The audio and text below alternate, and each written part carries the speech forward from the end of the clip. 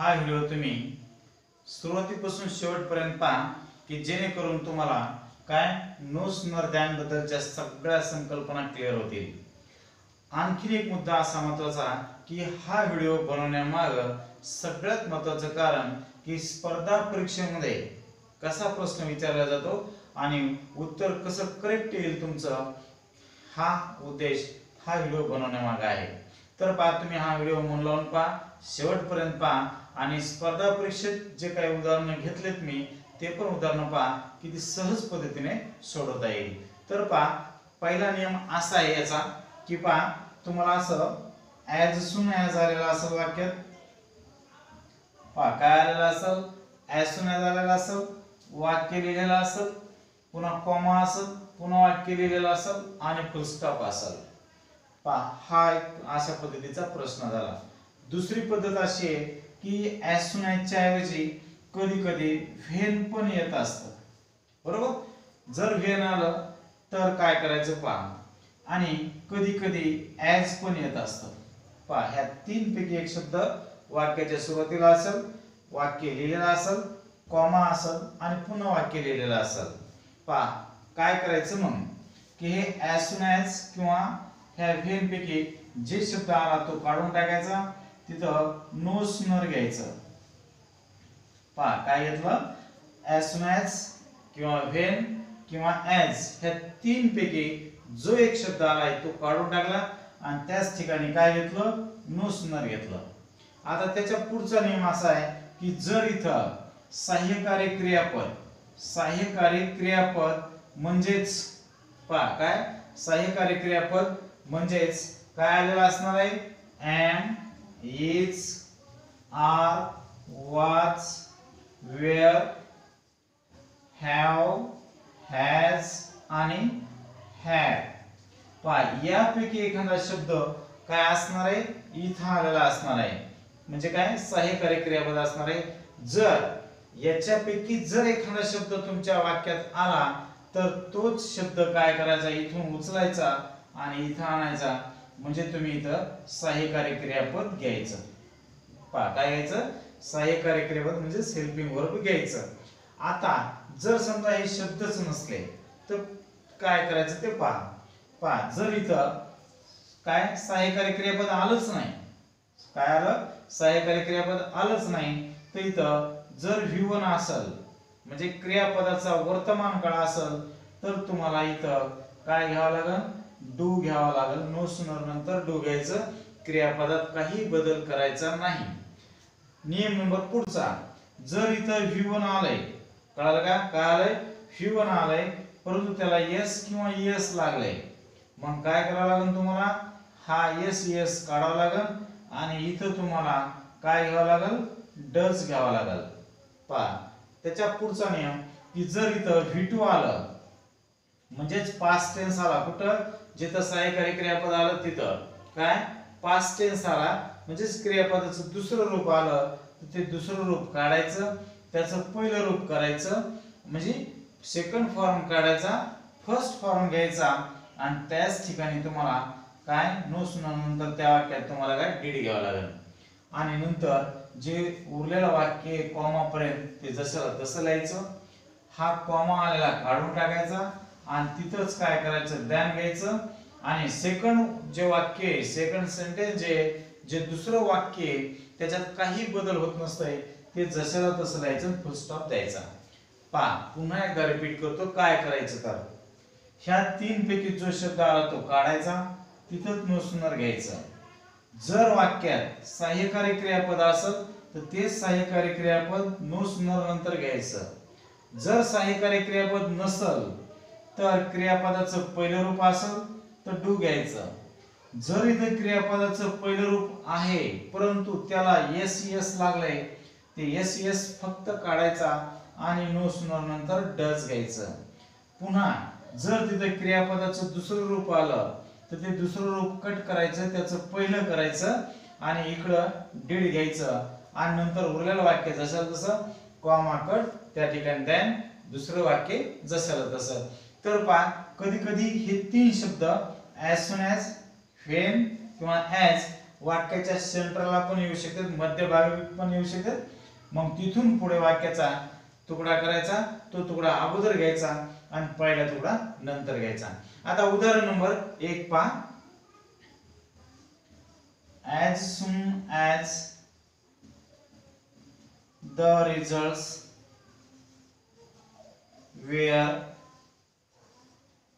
declared, comma, the students cheered loudly. पहा, हे झालं उदाहरण.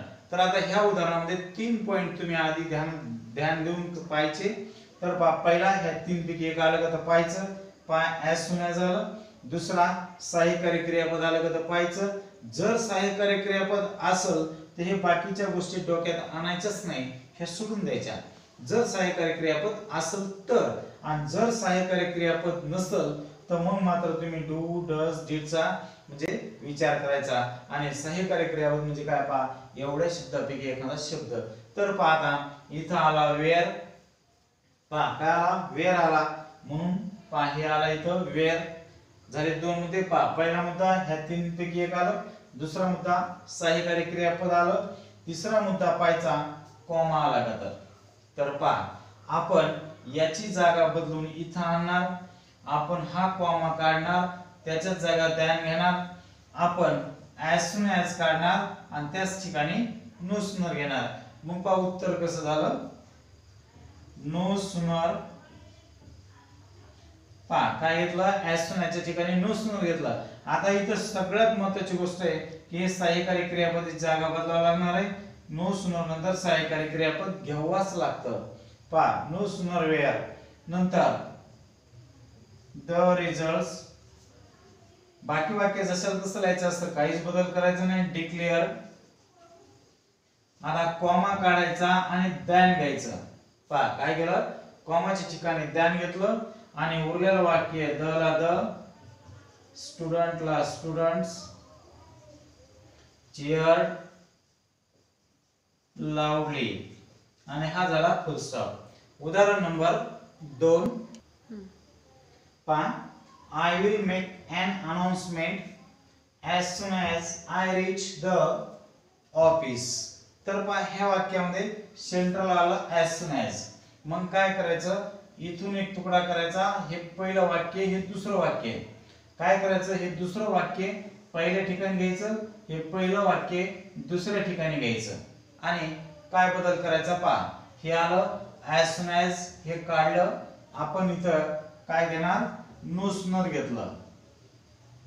पहा, काय as soon as च्या ठिकाणी no sooner घेतला. आता as soon as नंतर वाक्यात इथं कुठेही सहाय्यकारी क्रियापद नाही आलं, म्हणजे am, is, are, was, were, have, has, had एकही नाही आलं. तर मग काय आलं पहा, reach हा शब्द आला. पहा, reach हा क्रियापद आहे, हे त्याचं पहिलं रूप आहे reach, आणि दुसरं रूप reached, आणि तिसरं रूप पण reachedच होतं. आता याच्या सगळ्यात महत्त्वाची गोष्ट असते की तुम्हाला हे क्रियापदाचे 3 रूप पाठ पाहिजेत. फर्स्ट फॉर्म, सेकंड फॉर्म आणि थर्ड फॉर्म. हे जेवढे पाठ असतील तेवढं तुम्हाला सोपं जाते.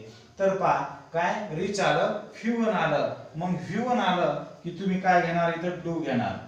आता पहा, काय घेतलं, कसं घेतलं, काही घेणं नाही. फक्त काय सांगितलंय, V1 आलं तर डू घ्या. डू घेतल्यानंतर त्या वाक्यात काही बदल होत नसते. आय ला आय, रिच ला रिच, द ला द, ऑफिस ला ऑफिस. आता 2 वाक्य जर जोडायचे असतील तर कंजक्शन म्हणून याच्यात जसं कॉमाच्या ठिकाणी दॅन घेतो, इथं तसंच 2 वाक्य जोडताना दॅन घ्यायचं. तर पहा, इथं घेतलं दॅन. आणि आता हे वाक्य जसं तसं लिहा, I will make an announcement. I will make an announcement. पहा, हे झालं डू चं उदाहरण. आता डज चं पहा, हे वाक्य पहा, she is quick and careful enough to stop it as soon as. पहा, काय as soon as it reaches the right figure. तर पहा, यालाही तसंच करा. इथून पुढचं वाक्य काय, सुरुवातीला घ्या हे वाक्य, 1 नंबरला घ्या इथं. हे वाक्य सगळं इकडे घ्या आणि याच्या जागेवर काय करा, नो सूनर घ्या. पहा काय घेतलं, as soon as च्या ठिकाणी नो सूनर घेतलं. पहा as soon as काढलं, नो सूनर घेतलं. आता इथं क्रियापदाचं V1 आहे परंतु त्याला यस यस आहे. मग आता इथं सगळ्यात महत्वाचं की हा यस यस काढावा लागेल. जर हा यस यस काढला नाही तर वाक्य चुकलं. आणि जर हा यस यस काय तुम्ही काढला परंतु इकडे जर डस घेतला नाही तरी पण वाक्य चुकलं. तर मग तुम्हाला इथं डस घेणं आणि हा यस यस काढून टाकणं. कळालं? डस घ्या आणि यस यस काढून टाका आणि नंतर सगळं वाक्य जसं तसं लिहा. रिच. पहा इथं काहीच ऍड करायचं नाही. मग डस वापरल्यानंतर द राईट फिगर. आणि आता दोन वाक्य जोडायचं असेल तर कंजक्शन दॅन घ्या. पहा काय केलं, दोन वाक्य जोडायचे दॅन घेतलं. आणि आता पहिलं वाक्य जशाला तसं लिहा. She is quick and careful enough to stop it. पहा हे झालं डचचं उदाहरण. आणि आता डीडचं पहा हे झालं उदाहरण. as soon as they reached on the top of the hill, comma it started raining. तर पाहता काय हे आलं as soon as, हे आलं reached म्हणजेच हा झाला V2 म्हणजेच तुम्हाला हा ईडी काढावा लागेल. मग पहा काय करा, as soon as आलेलं काढा. तिथंच काय करा, नो सूनर घ्या. पहा as soon as च्या ठिकाणी नो सूनर घेतलं. इथं V2 आला होता त्याचं ईडी आलं होतं. हे ईडी काढलं आणि इथं डीड घेतलं. पहा पास्ट टेन्स असेल तर डीड घ्यायचं आणि नंतर हे जसं तसं कंटिन्यू करायचं ते आणि रिच. आता पहा सगळ्यात महत्त्वाचं तुम्हाला इथं ईडी ऍड करता येत नाही किंवा इथं तुम्हाला V2 घेता येत नाही. V1च पाहिजे. आणि आता उरलेलं वाक्य काय जसं तसं काय टॉप ऑफ द हिल. आणि आता पहा हा आला कॉमा, याला काढून टाका आणि तिथंच घ्या दॅन. आणि आता सेकंड सेंटेन्स जे आहे ते जसं तसं लिहा. इट स्टार्टेडला इट स्टार्टेड, रेनिंगला रेनिंग आणि फुल स्टॉप द्या. तर पहा तुम्हाला सगळे नियम नो सूनर द्यायचे सांगितलेत. याच्या पलीकडे कुठेही नियम तुम्हाला सापडणार नाही. तर पहा 2 मिनिटात क्विक सांगतो तुम्हाला. as soon as आलं काढून टाका, व्हेन आलं काढून टाका, ऍज आलं काढून टाका, त्याच ठिकाणी नो सूनर घ्या. जर सहाय्यकारी क्रियापद आलं एम इज आर वाज वेअर हॅव हॅज हॅड तर तेच सहाय्यकारी क्रियापद नो सूनर नंतर घ्या. जर ते आलंच नाही वर्तमान काळ असेल तर डू घ्या. जर वर्तमान काळ आहे परंतु यस यस आहे यस यस यस काढा आणि डस घ्या. आणि जर तिथं काय भूतकाळ आहे V2 आलंय ईडी लागलेला शब्द आलाय तर ईडी काढा, V2 काढा, तिथे V1 घ्या आणि डीड घ्या. आणि नंतर जिथं कुठं कॉमा येईल किंवा दोन वाक्य जोडायचे असतील तर ध्यान घ्या.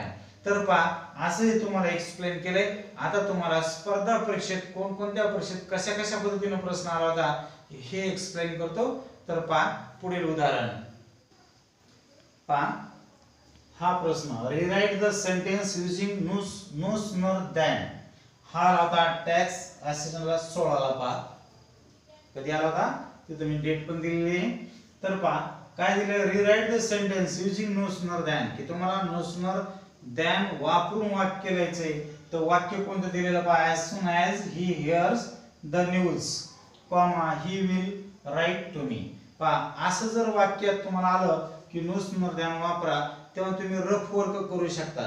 तर पहा पहिला पॉइंट as soon as आलं बरोबर. दुसरा पॉइंट हिअर आलं परंतु यस आलं. तिसरा पॉइंट ध्यान आलं. तर पहा अगोदर इकडे तुम्हाला सगळ्याच वाक्यात ध्यान दिलंय, इथं ध्यान दिलंय म्हणजेच हे ऑप्शन त्याचं उत्तर होणारच नाही. आणि तुम्हाला हे पण कळायला पाहिजे ध्यान आणि देन याच्यात फरक आहे. हे इथं हे आपल्याला अलाउड नाही.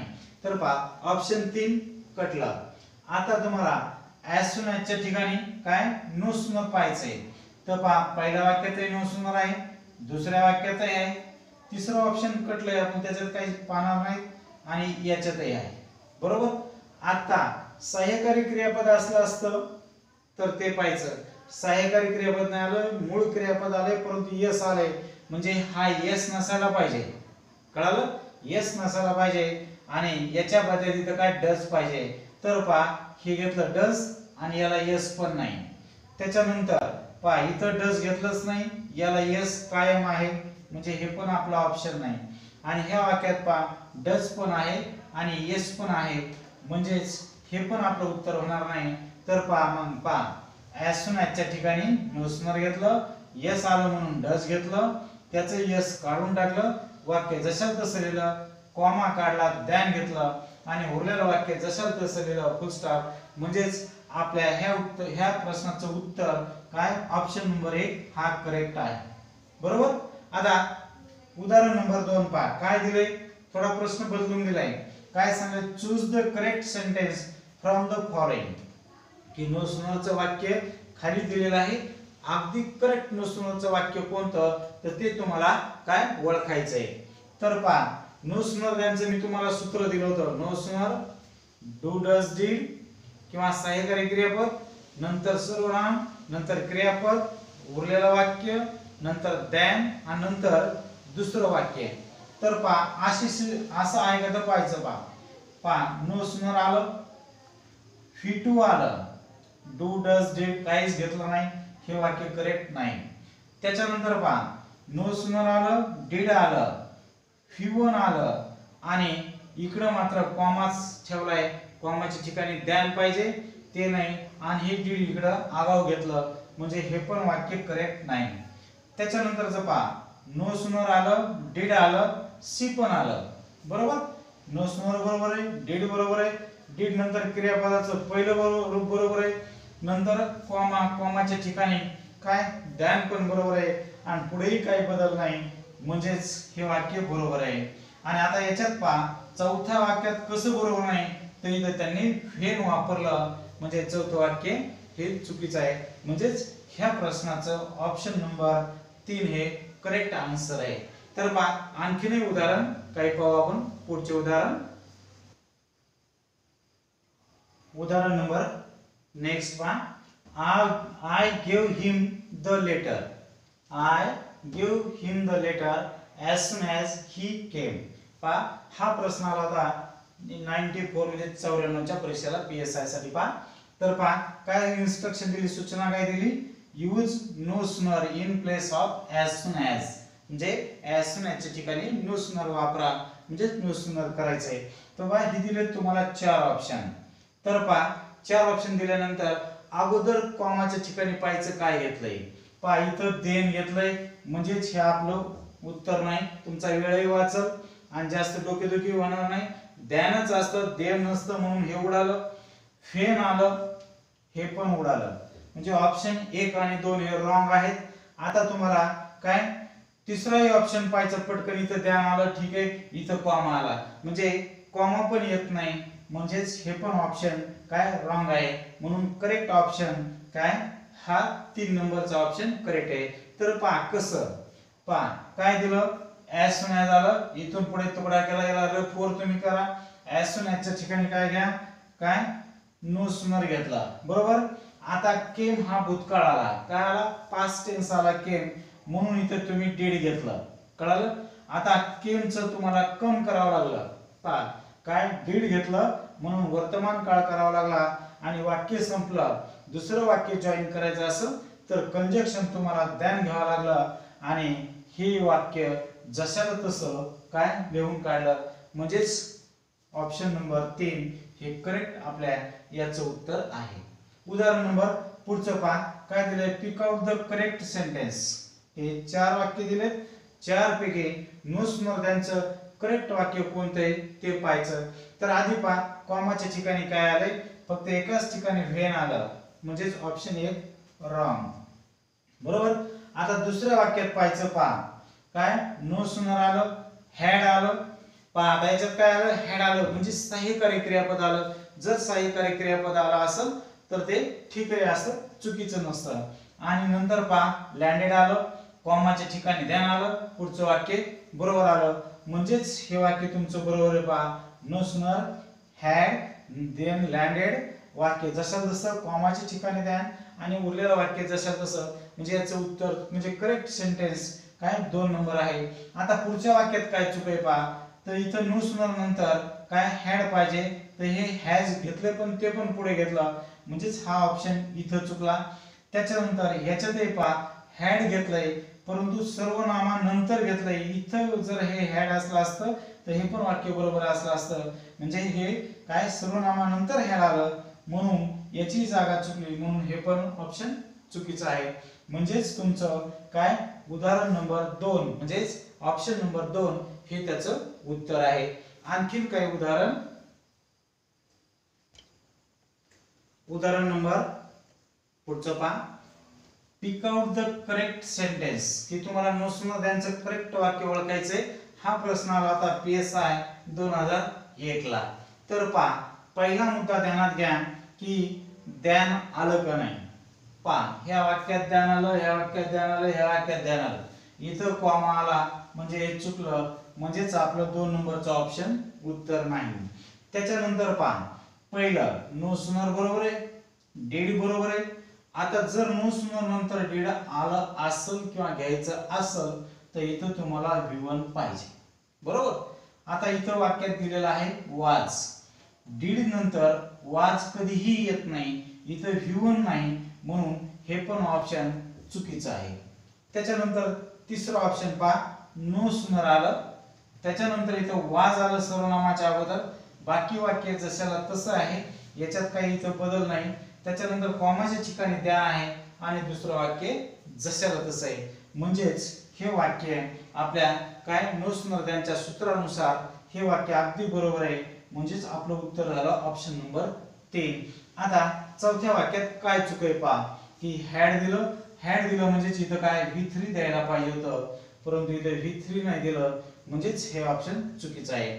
तर पहा नो सुनर, त्याच्यानंतर सहाय्यकारी क्रियापद, नंतर सर्वनाम, इतर वाक्य, दॅन आणि काय उरलेलं दुसरं वाक्य जसं तसं. तर पहा अशा पद्धतीने तुम्हाला स्पर्धा परीक्षेत कशा टाईपवर किंवा कशा पद्धतीने प्रश्न विचारला होता नो सुनरच्या बाबतीत हे तुम्हाला आता क्लिअर केलंय. जर हा व्हिडिओ आवडला असेल तर लाईक करा, सबस्क्राईब करा आणि तुमचे काही कमेंट असतील तर ते पण कळवा, की जेणेकरून येणारे नवीन व्हिडिओ आम्ही काय इम्प्रूव्हमेंट करून चांगले करू.